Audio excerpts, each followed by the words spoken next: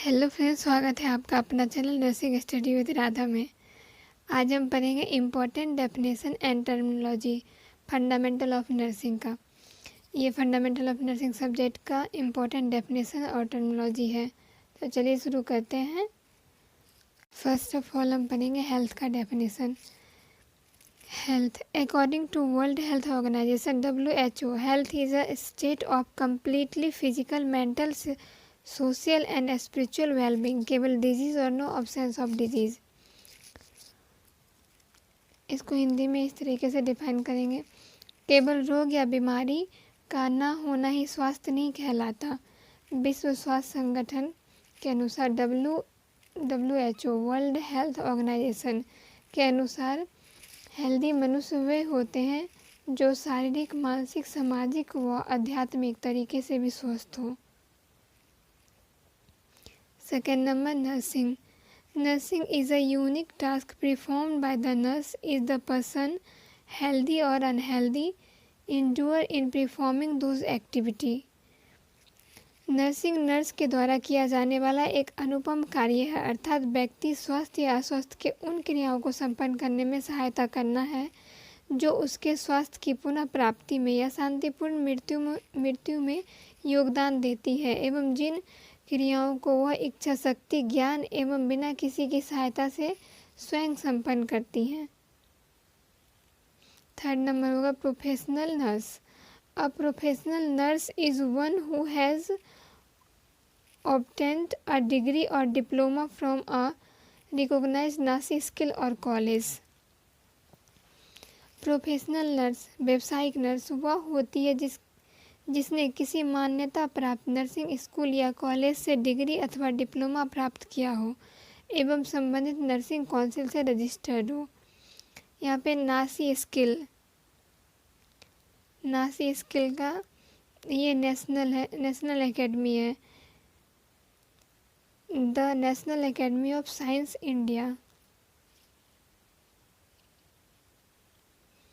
Then उसके बाद है illness. Disease or malaise is a condition in which the body or any part of the body is obstruct in functioning. बीमारी या अस्वस्थता एक ऐसी अवस्था है जिसमें शरीर या शरीर के किसी भी अंग को कार्य करने में बाधा उत्पन्न होती है। उसके बाद है nursing process. Nursing process is a gradually process under which to evaluate the health of the patient, save the patient, sorry यहाँ पे होगा save the patient।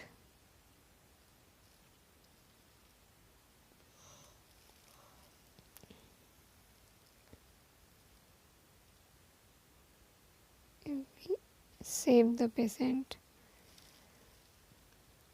इसको बोलेंगे। नर्सिंग प्रक्रिया एक धीरे धीरे या क्रमबद्ध प्रक्रिया है जिसके अंतर्गत रोगी के स्वास्थ्य का मूल्यांकन करना, रोगी की सेवा का योजना बनाना, उसके बाद सेवा को रोगी पर लागू करना, मतलब उसका ट्रीटमेंट करना, फिर उसका प्रभाव देखना कि ये जो ट्रीटमेंट किया गया है उसका रोगी के ऊपर क्या प्रभाव हुआ है। इसको बोलते हैं नर्सिंग प्रोसेस। फिर उसके बाद है रिकॉर्ड।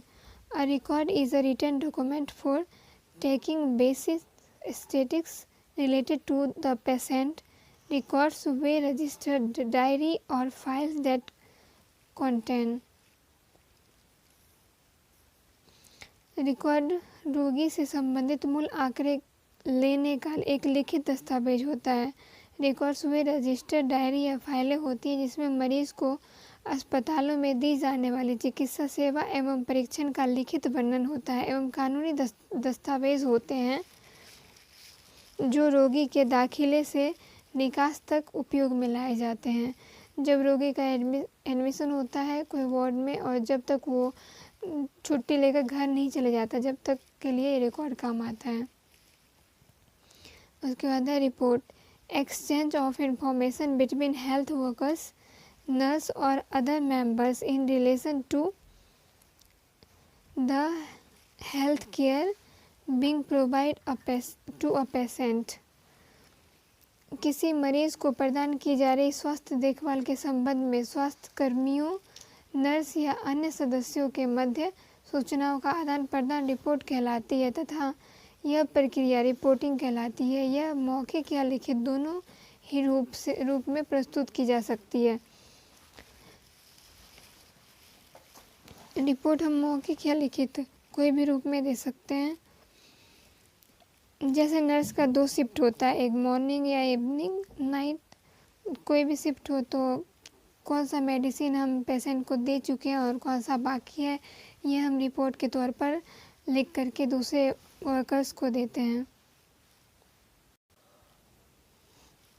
उसके बाद है बेड सोर, प्रेशर सोर और डायबिटीज अल्सर।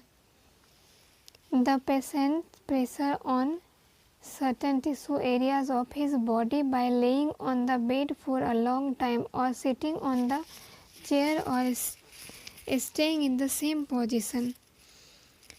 किसी व्यक्ति या मरीज के लंबे समय तक बिस्तर पर लेटे रहने या कुर्सी पर बैठे रहने से या फिर एक ही स्थिति में बने रहने से उसके शरीर के कुछ ऊतकों क्षेत्रों पर दबाव पड़ने के कारण उन अंगों की और रक्त संचार कम हो जाते हैं, जिससे ऊतकों की क्षति हो जाती है और वहाँ घाव बन जाते हैं। इस तरह होने वाले घाव को दावबर्न या बिस्तर घाव कहते हैं।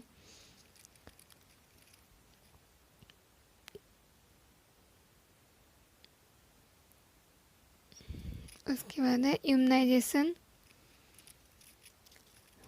वैक्सीन, इम्यूनोग्लोबिन और in the body immunity to a specific disease by entering antiserum called immunization. शरीर में वैक्सीन, इम्यूनोग्लोबिन या एंटीसीरम प्रविष्ट करा किसी विशिष्ट रोग की प्रतिरोधक क्षमता उत्पन्न करना प्रतिक्षण कहलाता है, इम्यूनाइजेशन कहलाता है। एंड लास्ट है वाइटल साइन और बायोलॉजिकल साइन।